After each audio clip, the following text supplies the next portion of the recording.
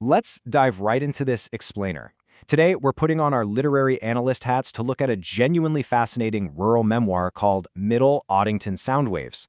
Now, on the surface, it's a chronicle of everyday life on a backyard homestead, but the execution, it is absolutely captivating. We're going to explore exactly how the author uses clever world building and really uniquely audio soundscapes to take the literal dirt and sweat of reality and spin it into a truly magical narrative. To really get a feel for the author's voice, we have to start right here. Just listen to the rhythm of this. The author takes the gritty, honestly super frustrating reality of rural life, specifically that endless messy slog of mud season, and wraps it in this almost fairy tale-like lyrical cadence. By personifying the forest as humming in a minor key and the weather as literally laughing at us, she elevates a pretty mundane struggle into a poetic experience. It sets the tone perfectly for the whole shebang. So, here's our roadmap for today.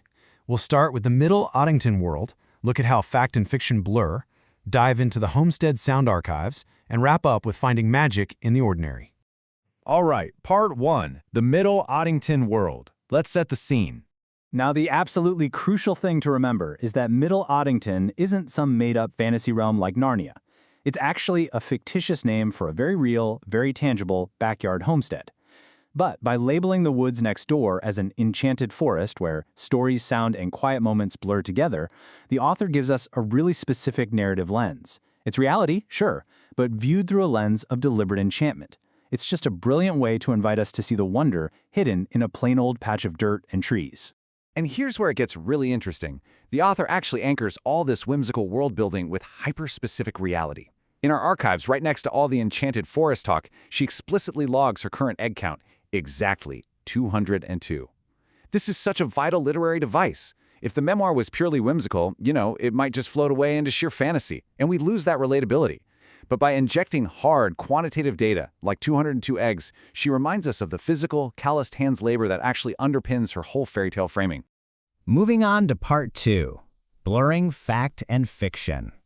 We really start to feel the tension that drives her memoir here. It's like a constant push and pull. On one side, we have the unvarnished realities of the homestead, the dirt, the chaotic mornings, that endless mud season we talked about, and a whole band of misfit characters. But on the flip side, we have the creative framing applied to all of that. Enchanted forests, a happily ever after, and animals holding royal courts. The friction between these two perspectives is exactly what makes her creative nonfiction so engaging. She openly admits that mornings follow chaos way more often than routine, but she still chooses to frame it all as this wonderfully atypical happily ever after. Okay, I absolutely love this little detail. This footer quote from the site perfectly highlights the author's tasteful humor and really her deep self-awareness. By pointing out that just because the woods are enchanted doesn't mean they're unreasonable, she grounds the fantasy. It's like a little wink to the reader, reminding us that even within this magical framing, there are practical limits, right? Chores still have to be done, those 202 eggs need collecting, and the homestead has to run. The magic here literally has to play by the rules of nature. Up next, part 3, the homestead sound archives. Let's look at how she uses audio. The author curates this amazing, sheer variety of nature-inspired audio themes to elevate totally mundane chores. Think about this. March of the Fallen Apples gets set to this storytelling instrumental jazz. A robotic lawnmower on patrol gets an anthem rock track loaded with high-energy dance beats and techno glitches. And the boisterous, crazy season of Nesting War Central is captured with an upbeat instrumental layered right over the actual ambient sound of the chicken coop. She is literally scoring her real life like it's a cinematic universe, turning daily maintenance into these epic audio events. How cool is that? And the narrative magic really shines in her word choice, especially for track 09. The animals aren't just livestock out in a pen. They are an observant royal court. And the humans? We're the ones being quietly watched. And my favorite part? The rooster isn't just crowing. Oh no, he is opinionated and has decided to loudly restore order. It perfectly flips that typical farmer-animal dynamic on its head, creating this rich, character-driven story out of a totally standard barnyard scene. Also, notice how she elevates a simple seasonal shift in track 07. The migration of birds is a pretty ordinary natural event, happens every year. But by titling them Heralds of True Spring, she gives the returning geese this incredible weight, majesty, and a real sense of profound purpose.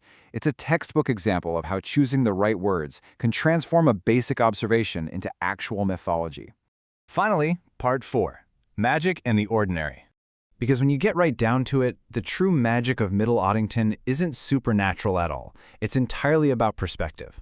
It's about accepting that mornings are gonna be chaotic. It's about looking at a life that is undeniably rough around the edges and finding a happy familiarity right there in the dirt. The real magic is simply accepting the mess and choosing to view it with affection instead of frustration. And that brings us to the author's ultimate thesis, laid out plainly for us. Magic happens here in the eye of the beholder. This just beautifully summarizes her entire literary approach. The enchantment of this homestead isn't some mystical spell cast upon the land. It's a deliberate, loving choice made by the observer. By choosing to frame her daily life with music, storytelling, and humor, she essentially creates her own magic out of thin air. And, well, a lot of hard work. So I'll leave you with this question to ponder. If you recorded the sound waves of your own daily routine, where would the magic hide? The beauty of analyzing a rural memoir like this is realizing that the tools used to build Middle Ottington can be applied literally anywhere. How might you find your own charm in everyday noise, the chores, and the chaos of your life? What would the track list of your Tuesday look like? Thanks for joining me for this explainer, and I really hope it inspired you to look at your own surroundings with just a little bit more wonder.